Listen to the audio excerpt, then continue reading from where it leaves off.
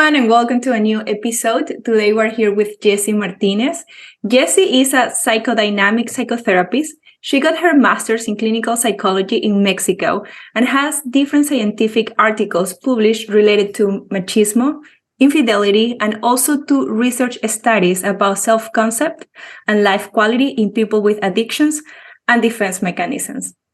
She has worked with vulnerable populations since she was 18 years old, including chronic kidney disease, HIV, and AIDS. She also has worked with addictions, immigrants, and severe psychopathologies. And today she's here with us to talk about how travel can, if it does, help with depression. So Jessie, thank you so much for your time, and thank you so much for being here with us. Absolutely. Thank you for having me. Big fan. I know you are. So she's also one of my best friends. So I'm very happy to have her here. So to start, Jessie, can you share with us a quick definition of what depression is? Of course. Well, when we're talking about clinical depression, we're talking about a lot of symptoms that are going to be internal and external. So it's a constant mindset or like state where you feel sad, where you feel that things are not going to change. You have a lot of problems like to sleep, to eating disturbances. You don't have motivation. You have difficulty trying to concentrate. You don't have energy. So all those symptoms, if you combine them or if you check more than 5 of those symptoms, then it is diagnosed clinical depression. Wow. Okay. And I wanted to start the episode by asking that, because depression sometimes is a term that can be either taken lightly. It's like if someone feels sad, it's like, oh, I'm depressed. It's like, but are you really? So I think it's important to know like what kind of like the characteristics are. And also there's also the other side of the spectrum where you are having all these symptoms, but you just don't know that this could be depression and you completely avoid doing anything about it, which there's both sides of the spectrum, and I think is really good to know to have at least have an idea of what it is and what can be done about it. Yeah, and also it depends on the time length. I mean, if you've been presenting those symptoms for more than 6 months, then it can be diagnosed as a clinical depression. If not, then let's say that you have some depressive symptoms, right? And there are a lot of things that you can still do, but also when we're talking about like the diagnosis is a little harder, because for people who has experienced depression for over a year, then all of the neurotransmitters that they've been not producing as they should, it's going to just make it harder to go back to that baseline of not being depressed, right? So that's why after a year, or if there are a lot of other things related to that depression, then maybe you have to talk to a psychiatrist and consider medication, because it's just going to be like a boost to produce all of the neurotransmitters that your brain has not been producing for a long, long time. Got it. Well, thank you so much for sharing that with us. So, Jessie, also now I want to ask you more, getting into the travel topic. So how can travel help women break free from the daily routine and stressors that contribute to their depression or symptoms associated with depression? Yeah, I think that when you're talking about traveling, it requires a lot of planning. And when you're doing those things, you're projecting yourself into the fantasy, right? You're thinking about how is that going to help you? What are you going to do? What are some things, some goals that you want to get out of your travel or your trip, right? So just like having that in mind and just starting considering a different reality, that's something very helpful, because then you are experiencing like new emotions in a moment where probably you don't even have the energy to do any of those things. You're getting ready to actually do like that trip or to take action. But in the moment, even if they don't realize it, just putting all of their focus on something and planning, being creative, and start like all of those, I don't know, thinking about places, people that they want to meet, or all of those things, putting themselves also in new situations, then that can start helping to break through those blockages or boundaries, limits that they've set for themselves. Something that you mentioned during the last question was that your brain starts producing certain neurotransmitters when you are in that state. So now that you're saying that having something to look forward to, having that fantasy and projecting yourself into the future, can help you break free from this state. But I want to ask you now, what are the neurotransmitters that our brain produces when we are projecting ourselves in that way into the future? When you're being more creative, you're going to produce some serotonin. And when you're thinking about like that happy moment or what you're going to get, your goals, then you're producing dopamine. So there are like different, different states that you can generate for yourself and put your mind, your brain, your whole experience through while projecting into the future.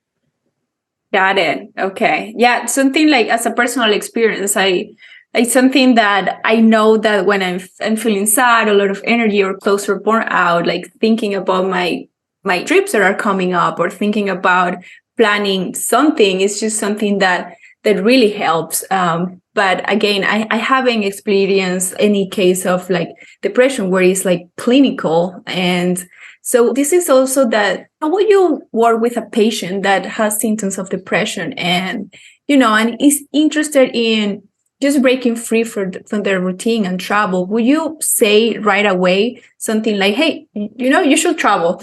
I know it wouldn't be that just that you should say that, but like how will you work it out with a patient, and specifically a female patient? Yeah, I think that it's tricky. If you ask them to go on a trip or you tell them that they need to go on a trip, it's going to become a task for them. So it's going to be something maybe not feasible in the moment. They're going to think like, it is too much for me. They don't have the motivation. Again, like they're very negative and they're in this mindset, like trapped in this depression, right? It's not because they want to, it's just something they can't control.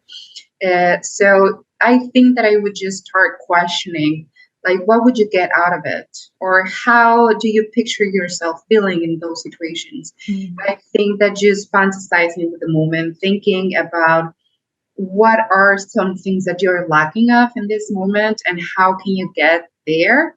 That's big, that's huge. And after that, they will start taking those steps to become like more active or take more action. Also, to make them be very responsible of what they're feeling. A lot of times when you're asking a depressed patient to move, to eat healthy, to sleep a certain time at night so they have enough energy, they don't have, again, like the consistency or discipline to do those things, right? So it takes time, but you need to make them feel, be responsible, since they need to fight it back. Once that they acknowledge that they are depressed, that their bodies are depressed, then they will start doing something to fight it back.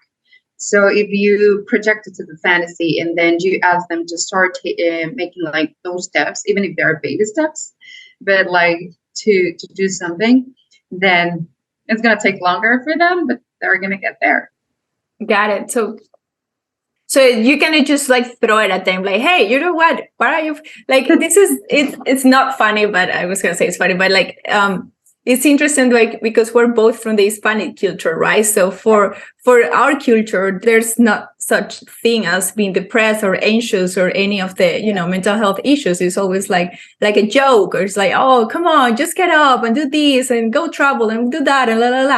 And it's like, no, it's a series of steps that everyone should follow. And first of all, that at least in our culture, mental health issues should be taken more seriously. But okay, so what I got from your conversation is that you can just say like, hey, do this, it might feel like a big task for someone. And sounds like what you do is like by using questions, and well, I'm pretty sure you use many other strategies, but you lead them to projecting themselves into that future self, and also you help them be responsible for what they're feeling, and also like preparing them for that moment where their brains or their bodies might fight back, because hey, you're breaking away from your routine for everything you do. So I always read that, that your brain is always trying to keep you quote unquote safe, right? Yeah. But like sometimes being safe is just staying in bed all day. So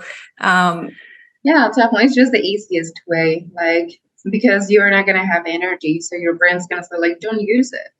We need it, right? Like, we need it for take a shower. We needed to eat. We needed to like do basic stuff. So just thinking about taking a trip, it's going to be like, oh, wow, we don't have that amount of energy right now. So it takes a lot. But if you start thinking, how would it be in the future if you actually go for it, if you break like through those barriers, then you can start kind of like teasing the person with the reward, right? Like, this is what you can get. This is how things are going to get better. I know that it doesn't feel like right now. And it also depends on the functionality that they have and just like how intense is the depression, right? Because there's a lot of people who are a little bit more functional. There's people who has lost all functionality. So asking them to be on a trip, like to go on a trip, it's impossible. But to think about it, it can lead them to have that creativity. Even when you're planning on what you're going to do, that is another tool that you need and that you lose when you're depressed. So just to take that back or to rebuild those tools, it's very helpful.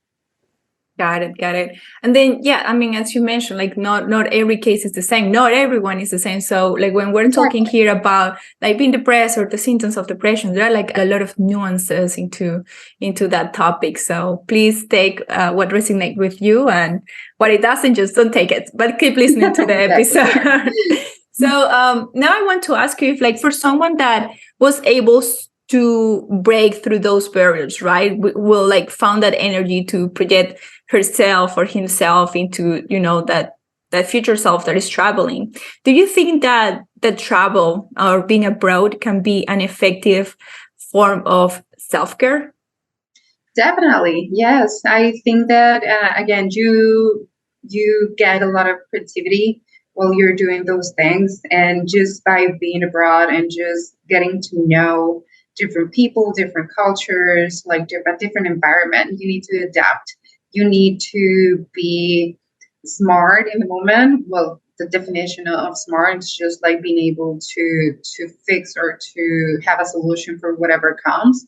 So if you're able to do those things, it's just like you're having that neuroplasticity, meaning like that you have a lot of flexibility into your, I don't know, responses and to your emotions and to your, it's just like that flexibility internal with your energy emotions. So you're developing some tools in the moment, and definitely you're creating new ones. So it's going to help a lot. And also the social factor, right? Just seeing different people, seeing different, how does people work or look or even behave, speak, I don't know, in a different environment. That helps you to question some things. That helps you to see that things are different. It helps you to connect differently with people. It helps you to, I don't know, just to build whatever you need to be part of it. Got it. Okay. So yeah, I have read also and heard many times, and we discussed about that in a previous episode about how travel helps in neuroplasticity, and like how every time you travel, because you're exposed to all these new things, your brain start creating new neural pathways, and of course that's something that is very positive.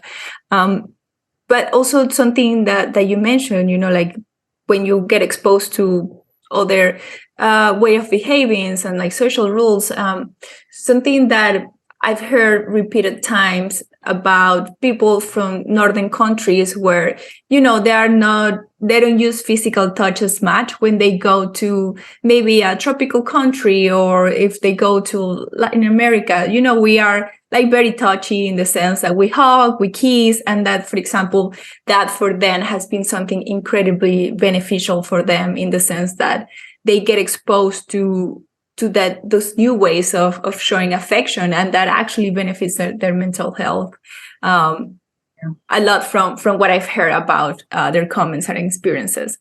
So we already touched about this a little bit, but can you be a little bit more specific about this fact of experiences like new cultures and environment, and how can it impact women's specifically mental health positively?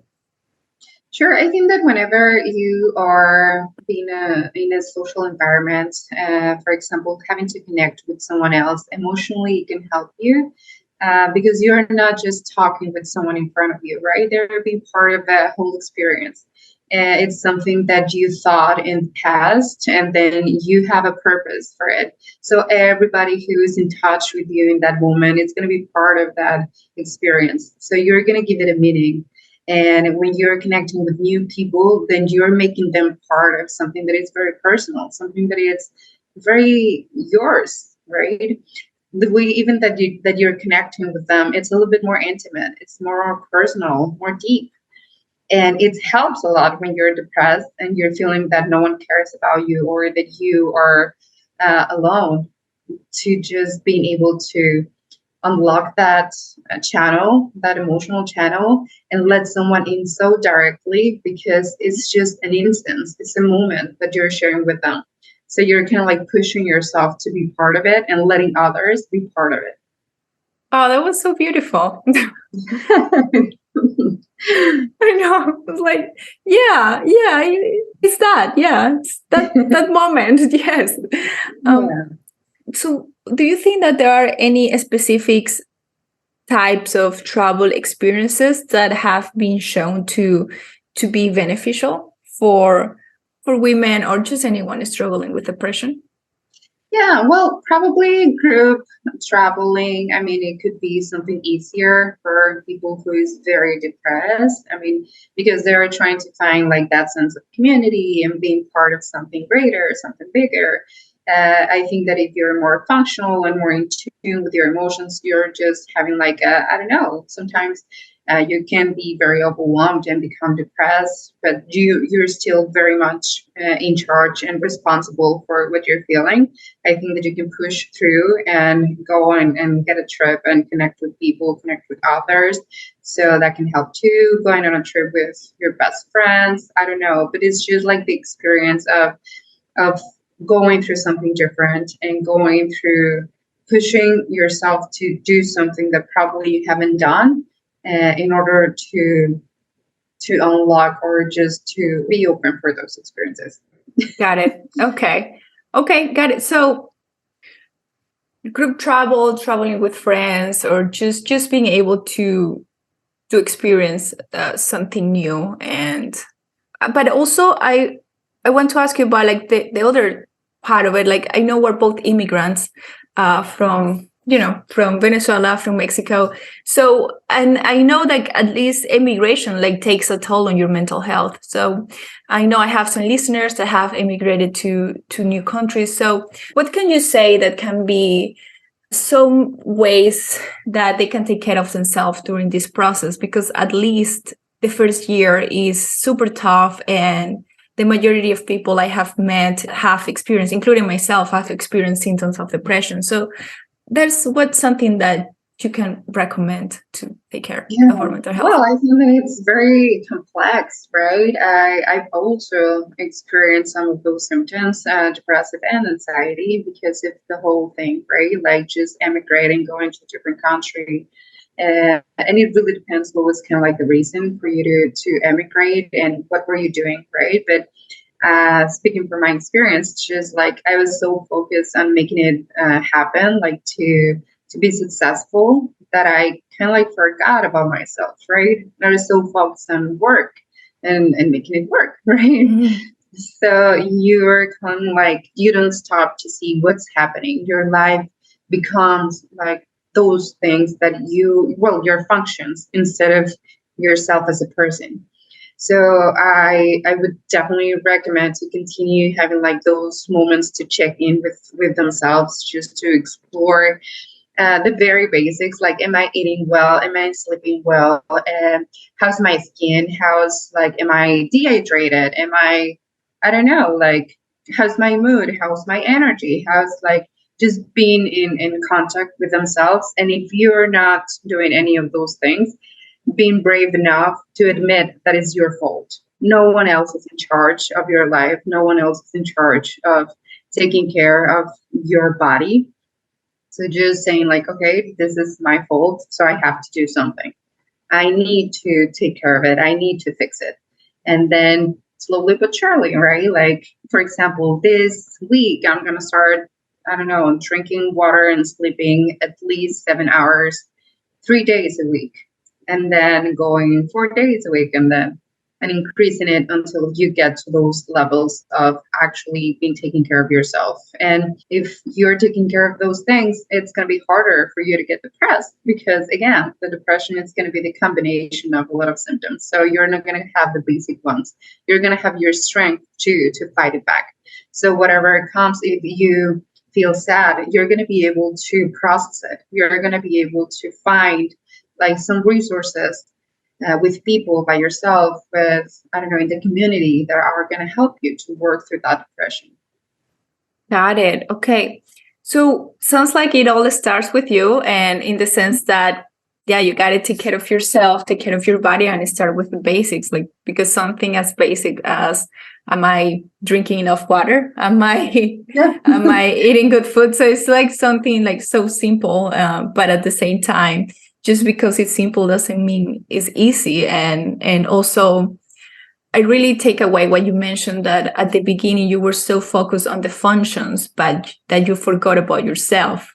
And it's like, no, you're always checking with yourself. And I know, again, sounds simple, but it's not easy, because when you are distracted on all those external factors, like trying to be successful, or like, just like many of things that we focus on when we're either immigrating or traveling long term, that it's very easy to just forget about yourself and your body. So thank you so much for everything you just shared with us, and for that as well. I was going to ask you that what can be some ways to incorporate self-care practices during your travels, but I think that, I mean, this is just such a great tip about just checking in with yourself and making sure that those basic needs are met.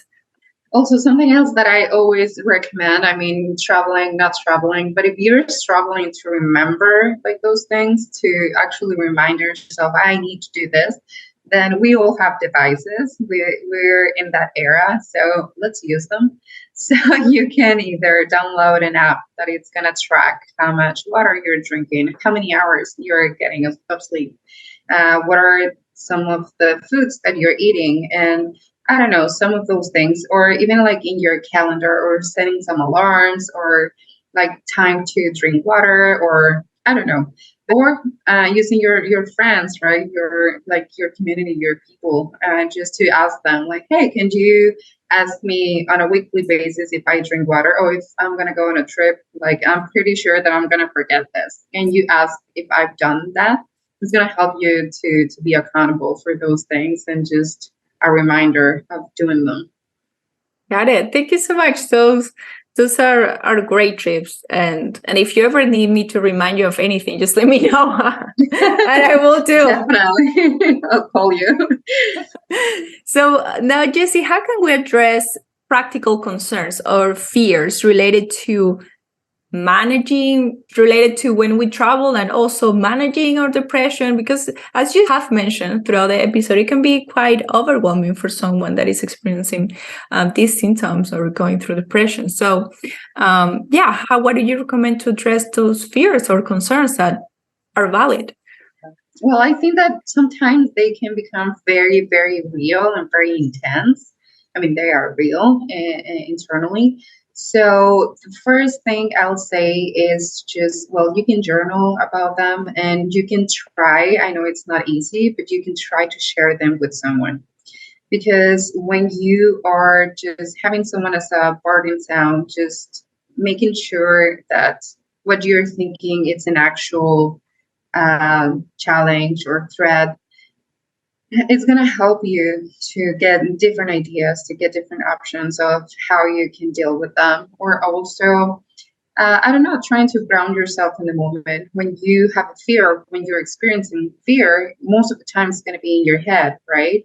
Even if you see a threat, the way that you interpret it, it's going to be how intense you feel it. So when you are feeling scared, when you're fearing something, then just having a moment to ground yourself and to ask someone else to be part of it too, that can be very helpful. Because yeah, you're definitely going to have some fears and some things that are going to be challenging for you. But you can also have someone else to help you through them, or when you know that you're scared of something, then having a plan on how you can face it, maybe exposing yourself gradually to it. Maybe, I mean, it really depends on what are you scared of.